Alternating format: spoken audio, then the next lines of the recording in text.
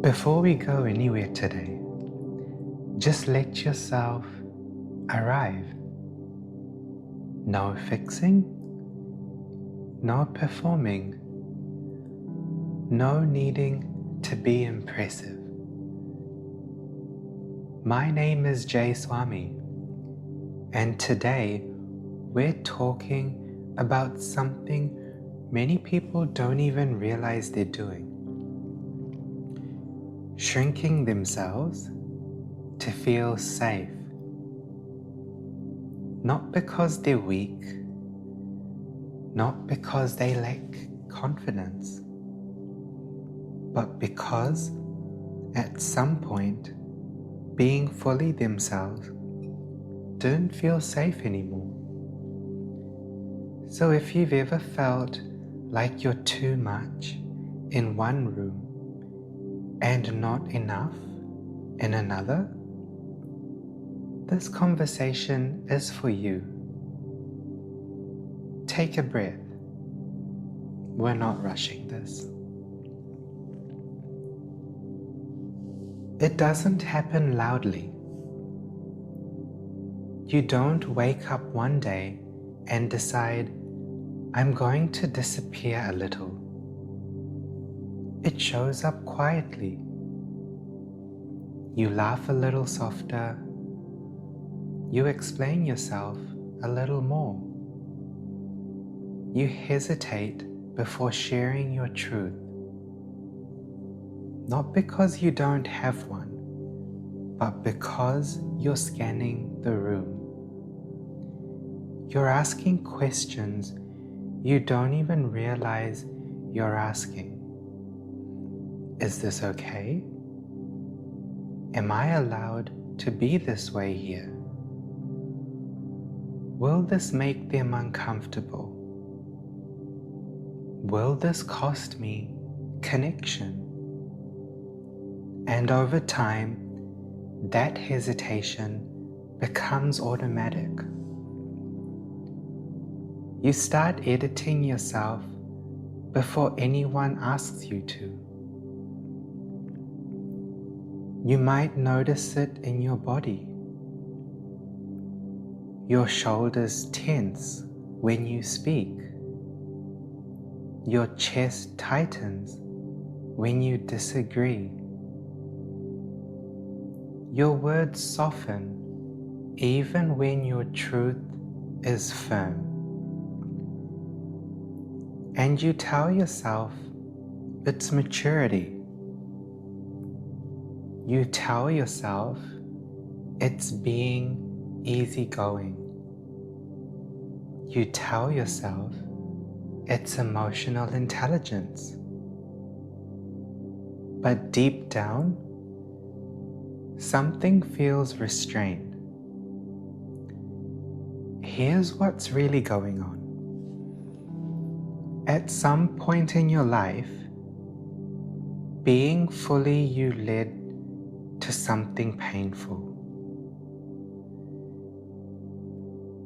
Rejection, misunderstanding, ridicule, emotional distance. Maybe you were told you were too sensitive, too loud, too intense, too honest. So your nervous system adapted. Not consciously, but instinctively. It learned, blend in, don't stand out, stay manageable, stay palatable. That's not insecurity, that's protection. Your body chose connection over expression because connection meant survival, and that choice made sense at that time. The problem is, no one tells you when it's safe to stop. So the strategy stays, even when the threat is gone. And you grow into an adult who is kind, thoughtful, emotionally aware, but quietly exhausted. Because self-suppression takes energy. Self-love doesn't demand that you suddenly become fearless. It doesn't ask you to overshare. It doesn't ask you to confront everyone. It doesn't ask you to be loud. Self-love asks a gentler question. Where am I abandoning myself to keep the peace? Where am I swallowing my truth to stay included? Where am I choosing comfort over authenticity? And then, slowly, it invites choice back in. Not all at once, not dramatically, just honestly. Sometimes choosing yourself looks like honesty. Sometimes it looks like boundaries. Sometimes it looks like silence. But silence that isn't self-betrayal. Silence that comes from clarity, not fear. And that distinction matters. I want you to pause with me here.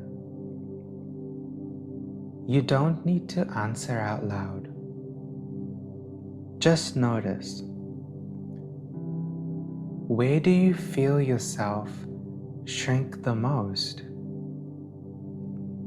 Is it family? At work? In romantic relationships? With authority? With people you admire? Notice what your body does when you imagine being fully yourself there. There's information in that reaction, not judgment, information.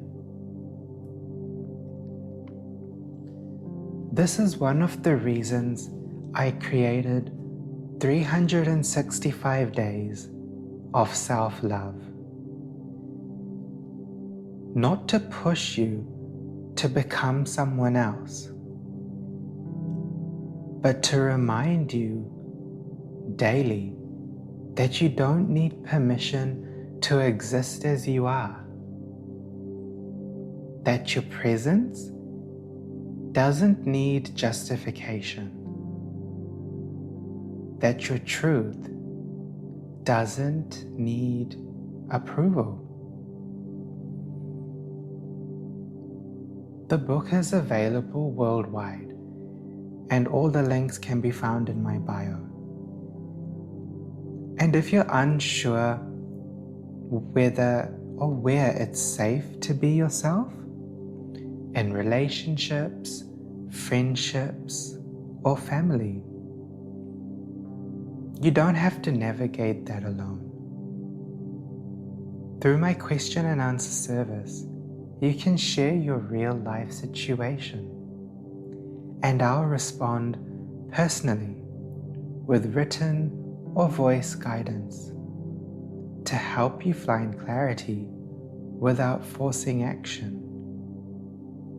That link is also in my bio. alongside my podcasts and my audiobook. But before we pause today, I want you to hear this clearly. The parts of you that learned to hide were trying to protect you.